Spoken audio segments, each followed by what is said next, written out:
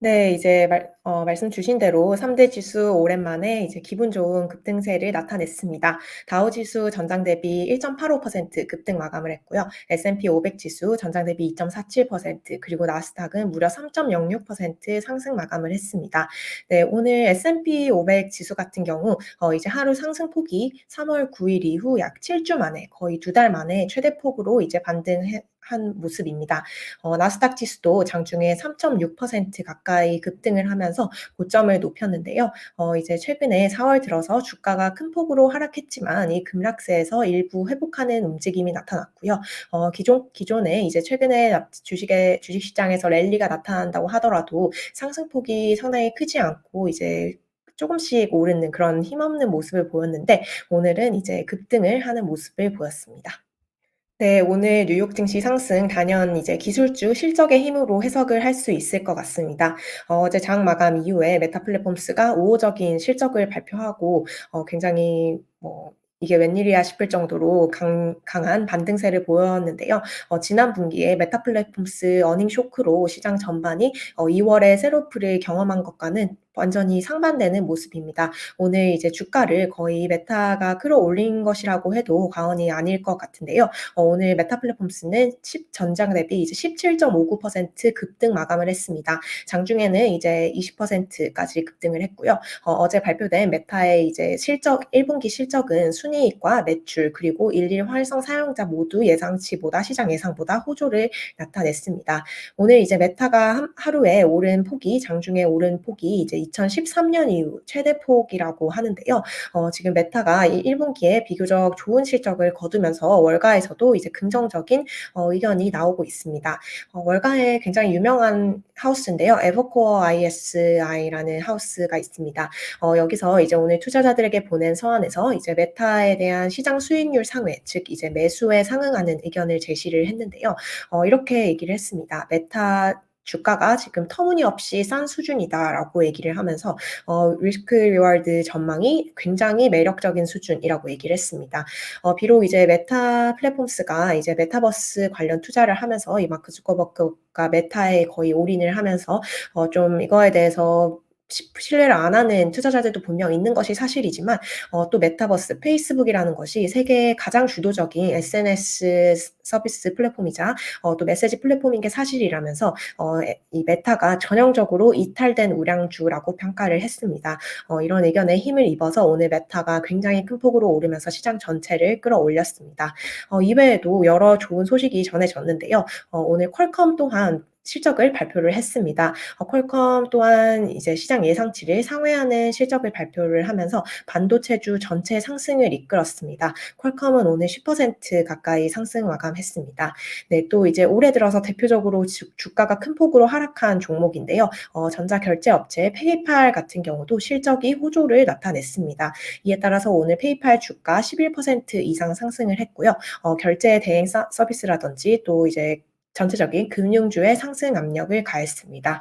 네. 오늘 또 일론 머스크가 이제 새로운 주인이 이제 곧 될 트위터도 시장 예상치를 상회하는 실적을 발표를 했습니다.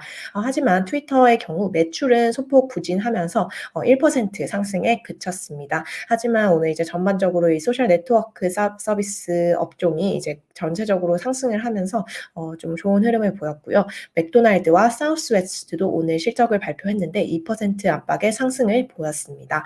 네. 이제 전체적으로 시총 상위 종목들이 큰 폭으로 상승을 하면서 전체 주가 상승을 견인을 한 모습입니다. 이제 월가 IB 중에 크레딧 스위스가 집계한 자료에 따르면 현재 이제 S&P 500을 구성하고 있는 시가총액 중에 50% 가량이 지금 실적을 발표를 한 상황입니다. 그리고 이 50% 절반 중에서 76%는 시장 예상치를 상회하는 결과를 발표를 했습니다. 굉장히 우려가 많았던 실적 시즌이지만 지금까지는 굉장히 우호적으로 움직이고 있는 모습입니다. 네. 지금 애플과 아마존 실적이 나왔는데요. 숫자만 이제 제가 대략 봤는데 애플 같은 경우는 예상치 상회하는 수준을 기록을 했습니다. 애플이 지금 매출이 전년 동기 대비 9% 상승을 했다고 합니다. 깜짝 상승을 했다고 하고요. 또한 900억 달러에 해당하는 자사주 매입 계획을 밝혔습니다. 이제 애플 같은 경우는 지금 중국에서 계속 봉쇄 이슈가 있으면서 중국 판매와 그리고 공급망 차질에 따라서 이 아이폰의 생산에 조금 영향이 미치지 않을까 뭐 이런 우려가 있었는데요. 그럼에도 불구하고 지금 상당히 우호적인 실적을 발표를 한 모습입니다. EPS 주당 순이익 역시 1.52달러로 시장 예상치 상회했고요. 매출 또한 972억 달러로 972억 8천만 달러로 시장 예상치 상회를 했습니다. 지금 계속 보시면 아이폰 레베뉴라든지 그 서비스 레베뉴 모두 이제 시장 예상치를 상회한 모습입니다. 하 근 아이 애플 같은 경우는 이제 코로나 이후에는 이제 너무 많은 변수가 있기 때문에 당사의 이제 다음 가이던스 같은 경우는 발표를 하고 있지 않습니다. 그렇기 때문에 향후 전망은 발표하지 않았고요. 지금 주가는 시간 외 거래에서 주가는 0.59% 정도 상승을 하고 있습니다. 강보합 수준을 보이고 있고요. 반면 아마존은 지금 좀 굉장히 안 좋은 실적을 발표를 했습니다. 아마존이 지금 1 분기에 EPS가 7.56달러 손실이 났다고 밝혔는데요. 이제 분기 손실을 기록한 것은 2015년 이후 지금 7-8년 만에 처음 있는 일이라고 합니다. 매출 또한 1,164억 4천만 달러로 월가 예상치를 하회를 했습니다. 지금 아마존의 주가는 시간 외 거래에서 10% 가까이 빠지고 있습니다. 네. 이외에 인텔 또한 실적을 발표를 했는데요. 1 분기 매출은 184억 달러로 시장 예상치를 상회했습니다. 시장 예상치에 거의 부합을 했는데요. 하지만 이제 문제는 인텔이 제시한 월 가이던스, 향후 매출에 대한 가이던스가 월가 예상치를 하회한 수준으로 나왔습니다. 이에 따라서 지금 시간 외 거래에서 4% 정도 하락하는 흐름을 보이고 있습니다. 좀 엇갈리는 모습입니다. 네. 전문가들 이제 오늘 워낙 장중에 주식 분위기가 계속 좋았고 또 이 랠리를 보이면서 여러 멘트를 내놨습니다. 이제 우선 오늘 금융시장에 대한 평가는 이제 어떤 실적이 우호적으로 나오면서 우호적인 실적에 따라서 투자자들이 어떤 견조한 소비자들의 수요를 다시 한번 확인을 했기 때문에 "주가가 상승했다."라고 얘기를 했습니다. 네. 또 이제 또 주가가 워낙 4 월은 통상 주가가 많이 오르는 한 달이라고 얘기를 하는데요. 이제 역사상으로 4 월에 주가가 이제 오르는 케이스가 훨씬 많았기 때문에 이제 주가 상승을 예상을 했음에도 불구하고 4 월에 워낙 가파른 그 조정 장세가 왔었기 때문에 이에 대한 반등 시도가 일부 일어난 것으로 보입니다. 네. 이제 아이캐피탈 전문가는 이렇게 말을 했는데요. "우리가 아주 단기간 동안 굉장히 큰 폭으로 조정을 받았다. 그리고 지금 현재 증시가 과매도권에 있는 것이 확실하기 때문에 이런 좋은 우호적인 호실적을 발견한 이후에 이 시장이 다 바운스 이제 일시적인 반등을 한 것 같다."라고 얘기를 했습니다. 하지만 또 이렇게 지적을 했는데요. 이 반등이 얼마나 지속될지가 이제 다시 시장의 고민거리가 될 것으로 보인다라고 얘기를 했습니다. 네. 또 이제 다른 전략가는 아트 오건 이제 되게 유명한 전략가죠. 이제 어떤 얘기를 했냐면요. 이제 "어닝 시즌이 전체적으로 굿뉴스를 더 많이 가져온 것 같다."라고 얘기를 했습니다. 말씀드린 대로 이제 절반 정도의 시총의 이제 절반 정도 실적이 발표된 상황에서 70% 이상이 우호적인 실적을 발표를 했기 때문에 실적 시즌 자체로 봤을 때는 이제 안 좋은 소식보다는 좋은 소식이 훨씬 많았다라고 얘기를 했고요. 그리고 또 이제 어떤 매크로적으로 이렇게 안 좋은 소식을 이 실적이 좀 도와줘서 다시 주가를 끌어올렸다라고 해석을 했습니다. 굵직한 경제 지표 2개가 발표가 됐습니다. 이제 언급해 주신 대로 사실 오늘 발표된 경제 지표만 보면 주가 상승이 왜 일어났는지 조금 알기 어려울 정도로 조금 뜨악한 이런 결과이긴 한데요. 오늘 이제 미국의 1 분기 국내 총 생산 GDP 성장률이 발표가 됐습니다. 지금 1 분기 미국 GDP 성장률이 역성장을 기록한 것으로 집계가 되었는데요. 1 분기 GDP가 전기 대비 연율로 1.4% 줄어든 것으로 나타났습니다. 이제 미국 경제가 이제 성장세가 아닌 위축세로 돌아선 것은 이제 팬데믹 초기인 2020년 2 분기 이후 이제 7개 분기, 7 분기 만에 처음 일어나는 일이라고 하는데요. 시장에서도 이제 1 분기 GDP가 마이너스를 기록할 것이라고는 이제 거의 예상을 하지 않았기 때문에 굉장히 의외의 결과가 나왔습니다. 물론 이제 2020년 2월 같은 경우 이제 역성장 폭이 거의 31% 이상이었지만 이거에 비해서 뭐 1.4% 역성장은 크지 않은 수준이지만 역시 이렇게 경제 성장률이 마이너스대로 떨어졌다는 것은 미국 경기 침체에 대한 심각한 우려를 불러일으키는 요인입니다. 하지만 이제 증시 투자자들은 이거를 오늘 같은 경우는 오늘 하루 장만 봐서는 살짝 무시하고 넘어가는 그런 분위기였습니다. 이제 전문가들이 여러 평가를 내놨는데요. 이제 가장 조금 많이 나온 평가는 이것이 GDP라는 것이 전기 대비, 즉 2021년 4분기 대비해서 이제 역성장을 했다는 것이기 때문에 이게 생각보다 크게 안 좋았다는 뜻은 아니다라고 설명을 했습니다. 이제 아시다시피 작년 4분기 같은 경우는 이제 오미크론 변이라는 것이 경제를 강타한 시기이기도 하지만요. 팬데믹이 이제 거의 회복이 되면서 지난 4분기에 이제 경제가 워낙 좋았기 때문에 그것에 대비해서는 1분기가 조금 안 좋게 나왔지만 그게 생각보다 그렇게 크게 안 좋은 것은 아니다라고 주로 평가를 했고요. 예상보다 이제 잘 버틴 수준이라고 평가를 하고 있었습니다. 이제 성장이 이제 폭발적이었던 2021년 말이랑 비교했기 때문에 조금 안 좋았다라고 얘기를 했고요. 또 1분기에 우리 다 알다시피 너무 많은 변수들이 있었는데요. 러시아 전쟁이라든지 인플레이션 그리고 팬데믹이 또 이어지는 그런 여러 가지 상황에서도 불구하고 이제 역성장의 폭이 1.4% 수준에 불과했다는 것은 이제 큰 쇼크는 아니다라고 얘기를 했습니다. 이렇게 설명을 했고요. 또한 이제 또 다른 분석도 있는데요. 이 미국 GDP가 마이너스를 기록한 것은 이제 무역 불균형 때문이다라는 설명을 했습니다.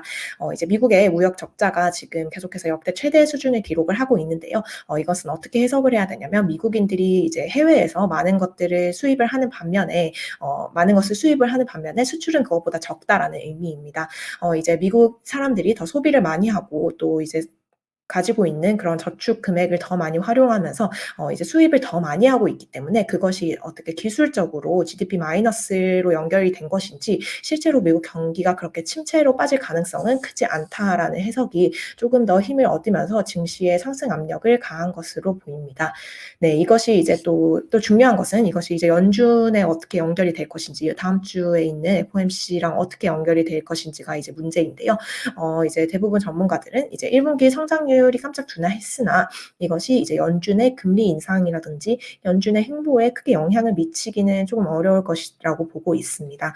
이제 연준 또한 이제 역성장을 기록했음에도 불구하고 이 역성장이 이제 오미크론의 일시적인 영향으로 생각이 된다고 연준이 판단을 할 것으로 예상을 하고 있고요. 결국 다시 결론적으로 말하자면 1.4%의 역성장이 그렇게 나쁜 것은 아니었고 또한 이것이 어떤 일시적인 영향으로 이제 연준 당국자들이 볼 것이라는 인식이 오늘 시장에서 크게 작용할 것으로 보입니다. 이제 다음 주 FOMC에서 50bp 금리 인상과 양적 긴축 QT에 대한 이제 발언이 나올 것으로 예상이 되는데요. 전체적으로 전문가들은 이번 1Q의 역성장이 이제 연준의 행보에 크게 영향을 미칠 정도는 아니다라고 하는 것이 중론인 것 같습니다. 물론 일각에서는 이제 이런 역성장 때문에 연준이 조금 더 고민을 해야 될 것이다. 이제 생각했던 것만큼 강력한 긴축을 하기에는 조금 더 고민거리가 하나 더 생겼다라고 평가를 하는 사람들도 있습니다.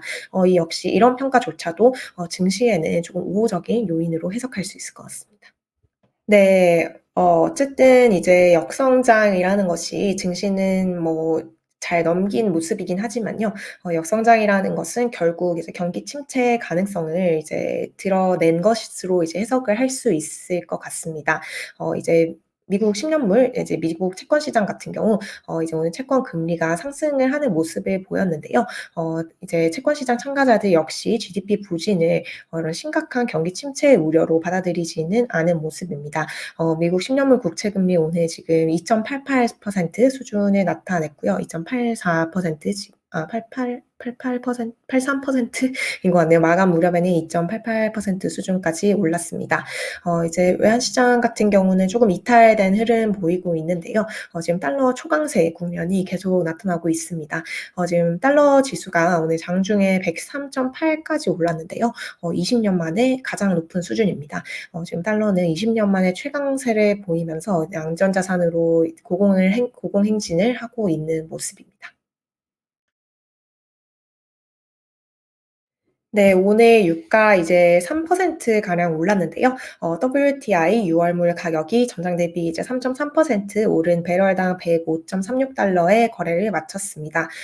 이제 유가는 이제 별도의 이슈가 오늘 있었는데요. 이제 독일이 러시아산 원유 수입을 전면적으로 중단할 수 있다라는 이제 보도가 나왔습니다. 월스트리트 저널이 소식통을 인용해서 이렇게 보도를 했었는데요. 기존에 지금 미국과 영국 같은 경우는 러시아산 원유 수입을 전면적으로 금지를 한 상태입니다. 하지만 유럽연합 같은 경우는 러시아산 원유에 대해서는 지금 아직 어떤 금수 조치를 취하지 않고 있는데요. 이것은 이제 유럽의 러시아산 원유 의존도가 굉장히 높기 때문에 이렇게 뭔가 금수 조치를 했을 때 유럽 경제에 미치는 악영향이 더 크다는 이런 인식에서 아직까지는 원유 수입을 이제 소극적으로 했었습니다. 원유 수입에 반대하는 국가가 이제 독일이 대표적으로 반대를 하고 있는 것으로 알려졌는데요. 독일이 이제 만약에 이 EU가 러시아산 원유를 대체할 수 있는 공급처를 찾을 수 있는 충분한 시간을 준다면 러시아 원유 수입을 전면적으로 금지하겠다고 이제 밝혔습니다. 만약에 이런 결정이 내려지면 다음 주에 이르면 발표가 될 수 있다라고 하는데요. 이런 이슈에 따라서 유가는 오늘 상승하는 흐름을 보였습니다.